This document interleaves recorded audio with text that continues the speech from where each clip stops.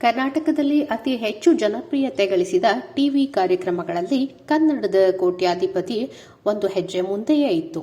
ಬಡವರಿಗೆ ಸಹಾಯವಾಗಿ ನಡೆಯುತ್ತಿದ್ದ ಈ ಕ್ವಿಜ್ ಕಾರ್ಯಕ್ರಮವನ್ನು ನಮ್ಮ ಪವರ್ ಸ್ಟಾರ್ ಪುನೀತ್ ರಾಜ್ಕುಮಾರ್ ಅವರು ನಡೆಸಿಕೊಡ್ತಿದ್ರು.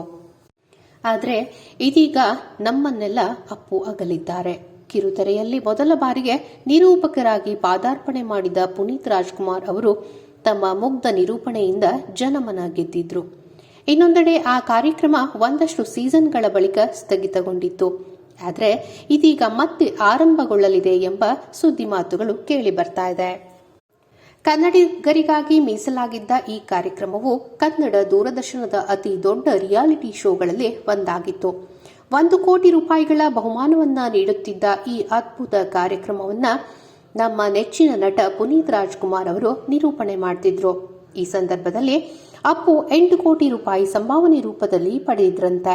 ಆದರೆ ಆ ದುಡ್ಡನ್ನ ತಮ್ಮ ಸ್ವಂತಕ್ಕೆ ಬಳಸಿಕೊಳ್ಳದೆ ಕರುಣಾಮಯಿ ಮಕ್ಕಳ ಶಿಕ್ಷಣಕ್ಕಾಗಿ ಮೀಸಲಿಟ್ಟಿದ್ದರು ಎನ್ನಲಾಗಿದೆ. ಇದೀಗ ಮತ್ತೆ ಕನ್ನಡದ ಕೋಟ್ಯಾಧಿಪತಿ ಕಾರ್ಯಕ್ರಮ ಆರಂಭವಾಗಲಿದ್ದು ಹೊಸ ನಿರೂಪಕರನ್ನ ಈಗಾಗಲೇ ಆಯ್ಕೆ ಮಾಡಲಾಗಿದೆ ಎಂದು ಕೇಳಿ ಬರ್ತಾ ಇದೆ. ಆ ನಟ ಬೇರಾರೂ ಅಲ್ಲ, ಅಪ್ಪು ಪ್ರಾಣ ಸ್ನೇಹಿತ ಕರುನಾಡ ಅಭಿನಯ ಚಕ್ರವರ್ತಿ ಕಿಚ್ಚ ಸುದೀಪ್ ಎಂದು ಹೇಳಲಾಗ್ತಾ ಇದೆ. ಈ ವಿಚಾರ ಒಂದಷ್ಟು ಮೂಲಗಳಿಂದ ತಿಳಿದು ಬಂದಿದ್ದು ಬಿಟ್ರೆ ಯಾವುದೇ ಅಧಿಕೃತ ಹೇಳಿಕೆಗಳು ಲಭ್ಯವಾಗಿಲ್ಲ. ಮತ್ತೊಂದೆಡೆ ಕಿಚ್ಚ ಈ ಕಾರ್ಯಕ್ರಮವನ್ನ ನಿರೂಪಣೆ ಮಾಡಿದ್ದೇ ಆದಲ್ಲಿ ಅಪ್ಪು ಮತ್ತು ಕಿಚ್ಚನ ಅಭಿಮಾನಿಗಳಿಗೆ ತುಂಬಾನೇ ಸಂತೋಷವಾಗಲಿದೆ. ಈಗಾಗಲೇ ಕಿಚ್ಚ ಸುದೀಪ್ ಅವರು ಬಿಗ್ ಬಾಸ್ ಕನ್ನಡ ನಿರೂಪಣೆ